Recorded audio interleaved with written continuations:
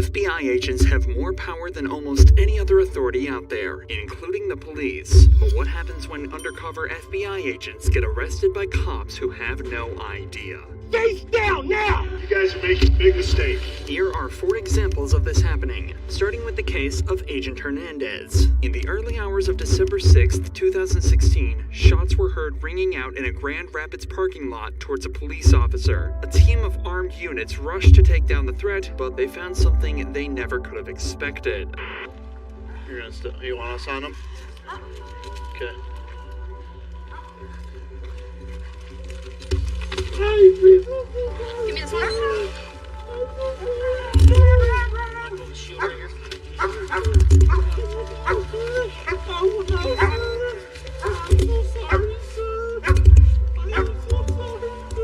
Secured. Empty. He's got a badge. Federal Bureau of... He's an FBI agent.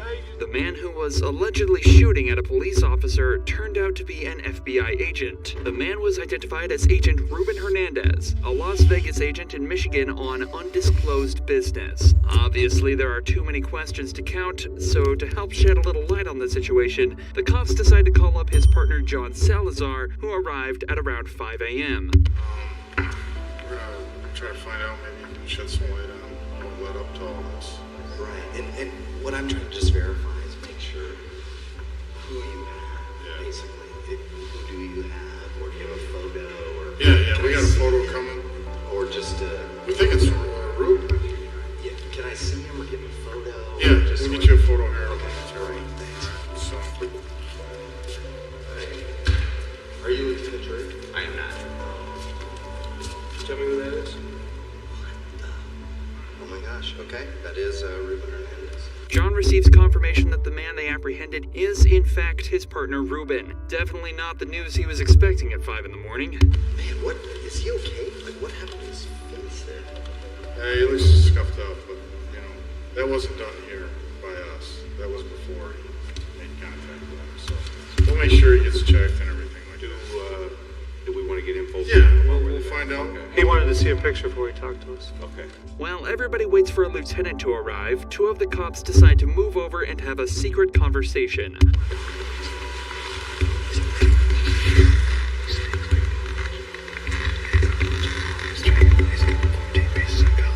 Unfortunately for the cops, covering a camera doesn't stop it from picking up audio. In essence, one cop mentioned how he could smell alcohol on John and that he noticed him eating multiple sticks of gum to presumably hide the scent on his breath. From this moment on, the cops start getting more and more suspicious of him until they finally decide to question him.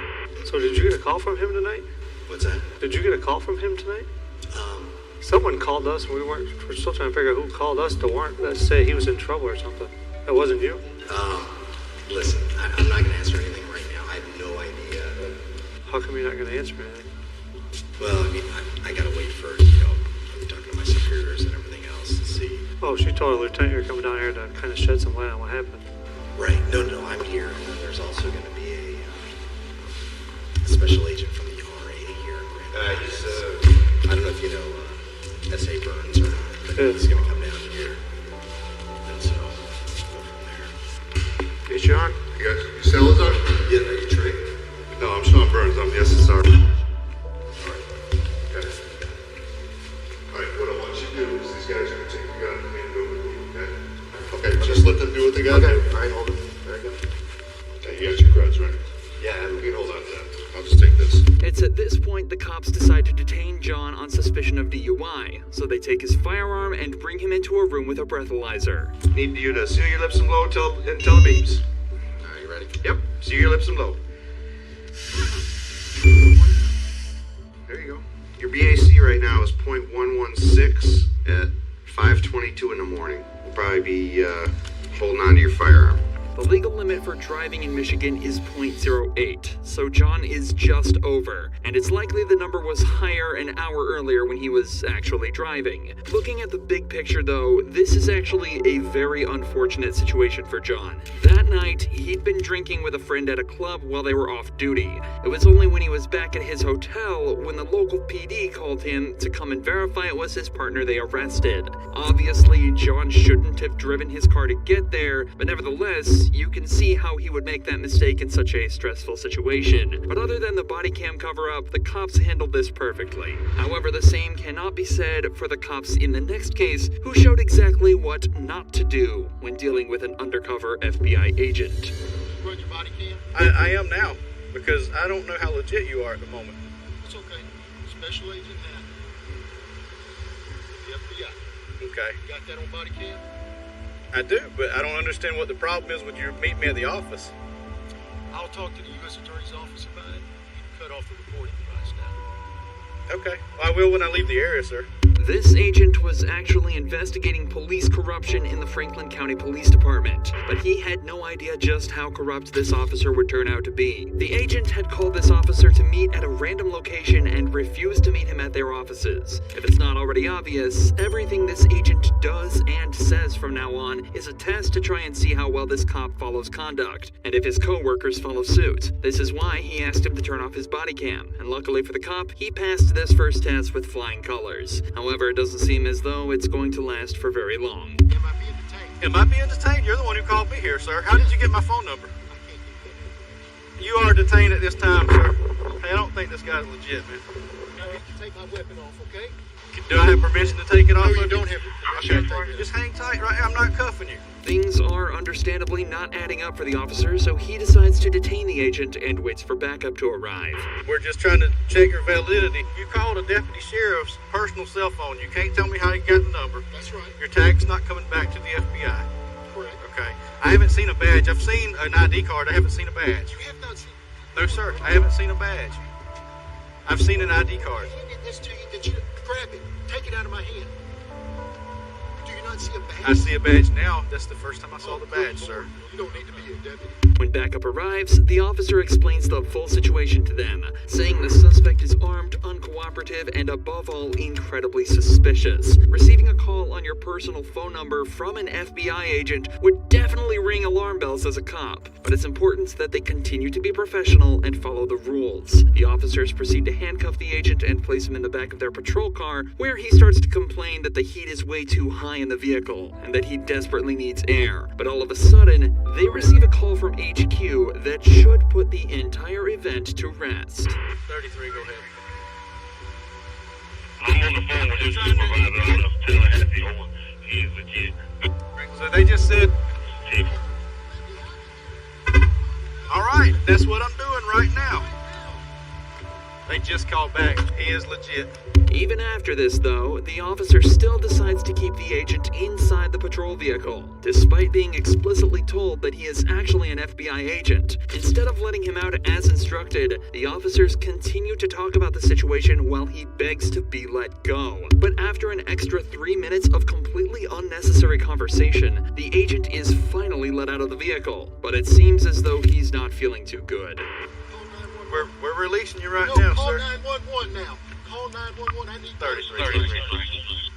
I'm there begging you to cut off your freaking heat. After a further 10 minutes, medics arrive and the agent is taken away in an ambulance. Thankfully, despite what can only be described as disrespect and neglect from the officers, the agent suffered no serious injuries. But things ended differently for ATF agent Burke, who was treated so badly by police that he had to file a lawsuit against them. Agent Burke was dispatched to a house to confiscate a firearm that had been illegally acquired by the residents. However, instead of being granted access to the home, the door was instead shut in his face and the residents called the police. The cops were given Agent Burke's badge number, but still treated the incident as a break-in and Burke as a criminal. Hey, turn around. Let me see your hands. Turn around. Let me see your hands. Okay, let me see your hands. I need to see some ID. Get on the ground. Get on the ground now. Get on the ground. Get on the ground now. I'm a federal agent. 917-110-3. I'm a federal agent. Get on the ground! 10-3. Agent Burke refuses immediate orders to get on the ground, likely so police can check if he's armed or not, and continues the investigation safely. Burke believes that because he's a federal agent, he's not subject to the orders of municipal police. But if that was the case, any criminal could falsely claim they were a federal agent to bypass police orders. While he may not think he looks like a threat himself, it remains that he should have politely followed the orders so the cops could figure out the situation easily. But instead, things continued to escalate. What the heck's the matter with you? Who do you think you are? Chopper Get on the ground! I'm not getting out of here. Chopper thinks. I'm not To getting 91-7, I'm pulling up. I got my ID. Do not reach for your waist! Keep your hands up! Once a second officer arrives, Burke finally follows the orders and lays down on the ground. Do not resist! I'm not resisting. You're acting like a moron! Wait a second. Wait a second. Wait a second. Don't do this. Wait a second. I got a medical condition. Get my license out of my pocket. We're getting you secured first! Please, wait. No. Hold on. Wait. Please, sir. I'm not. Stop resisting! Would you please get my ID out of my left pocket? Stop. I'm begging you. My wife's pregnant. Please. It's right here. Please get it. Wait, sir, help me up. Just hold me up. Sir, I can't do it. Wait. Sir! Stop resisting now! Please help me. Sir, please get my federal creds. Get your taser out, Dylan. No, don't do that, please. Sir, Don't make me tase you! Put your right No. arm behind your back. Okay. Put your right arm behind help your me back up. now. Help me up. No, you're gonna stay on the ground and put your right arm behind your back. Let me breathe. You can I'm breathe gonna. just fine. I'm gonna. Ow, don't do that. Okay, here. My God. Get him cuffed. It is cuffed. Please stop. Get him cuffed. Please stop, sir. Wait a second. Sir, please help me up. In the distressing footage, Burke continues to tell the officers that he's an ATF agent out on a call and to simply take his ID from his back pocket. After finally looking at his ID, officers keep him under arrest and take him to their patrol vehicle. Why would you make us do this? I didn't want to. I wanted to. Wait. No, he's holding him. Lock the door. Relax. Hold him. Hey, guys, please, just talk to me for 1 second, please. Get in the car. No, wait. Talk later. Sir. The cops then force Burke into the vehicle, talking over his pleas and explanations regarding his medical condition. Please, sir. If you are a real police officer, you ought to be ashamed of yourself. I was trying to give you my creds. We got him in the car. Copy, Dylan, that's it. He might even be a real cop, but he wouldn't tell us, everything wouldn't looks fine do here. anything. Wouldn't get on the ground. I mean, what the heck? happened to- We had to taser him, so we got a medic coming. If he is an actual police officer, he ought to be ashamed of himself. I'm not. I'm trying to. You're not. You're right. You're not. My creds. Yeah. No, you screwed up. You bet. Police continued to detain Burke in their patrol vehicle for over an hour longer before eventually releasing him without charges. Despite not necessarily showing perfect conduct himself, Burke decided to sue the Columbus Police Department, citing excessive force and unlawful arrest. The original complaint says that after the incident, which caused him both physical and mental harm, he was taken from active duty and confined solely to administrative and support roles, with adjustments having to be made to the department to accommodate him. As of this video's upload, the case is still ongoing. Realistically, both parties involved in this case were in the wrong to some extent, but in the case of Mac Proctor, things are totally different. Mac is supposedly an undercover agent with a very strong knowledge of the law, and he's about to show exactly how corrupt police officers can be completely unprovoked. Mac was parked in a private parking lot waiting for a takeout order while on his shift as a delivery driver. While his vehicle wasn't in a designated parking spot, it wasn't blocking the flow of traffic, and he'd only left it there unattended while picking up his food. Upon returning to his vehicle, Mac was approached by a police officer stating he was violating parking rules. All right, Mr. Proctor. That is nice of you. Everything okay? Do I need to answer any of your You don't questions? have to answer anything. dude. Okay, You don't have to. Okay, stand here all day. I get paid either way. Can you go ahead and finish your job And so I can carry on? what's up with the anger, dude? I'm not angry. You're not angry? You always talk to everybody like that? I'm not angry. Oh, okay. I just want you to go ahead and wrap things up, please. Okay. Of course, Mac has every right to stay silent in the face of the officer's questions, especially ones that don't at all pertain to criminal proceedings. At no point did he raise his tone or say anything out of line, yet the officer asks why he's being so angry. Many people think that some police officers are used to consistently being in command and control in these interactions, and it's possible the same is true with this officer. When Mac exercised his rights and just asked for things to be moved along, this cop was surprised and took it as a combative statement. Alright, well, I'll give you a break on it, but I'm saying this isn't a parking spot, okay, dude? You're not giving me a break. You're harassing me at this Harassing point. you because I'd you like parked to here? leave. May I leave now, please? Well, do you understand? Am why I being stopped? detained? Yes, you are. Okay. Alright? So do you understand why I stopped you? Do I need to answer any more of you your don't- questions? You don't have to. Okay. The officer informs Mac that he is being detained for parking here. To issue a citation for parking violation, you must be breaking either local, state, or federal law. Something like parking in a handicap spot without proper documentation. Hey, Mr. Proctor, can I just give you your stuff so you can leave? Can you? I can, but you're the one. I would have let you go a long time ago. What do I need to do for you to hand me my documents so I I'll can give leave? you right now. I just want to know that you're okay, because usually I don't get people all this. What do I need to do for you to hand me my documents so I can be on my way? You're okay. I don't need to answer any of your questions. Hey, there we go again. Jesus Christ. I'm trying to say that. You're trying to display your power to me right No, now. I'm concerned about it. Is it a problem to be concerned about another human being? You have no reason to be concerned about me. So it's okay then. You're okay then. You can hand me my documents and I can be on my way, or we can. Okay. You're not gonna. Okay, here. I'll tell you what. I'm gonna take a chance on you. All right, here, Mr. Proctor. You got everything's cool. All right. We're blocking traffic here. Your stop. Mac was allowed to leave without further incident, but this interaction raises questions about why he was met with further difficulties after doing nothing other than exercising his Fifth Amendment right.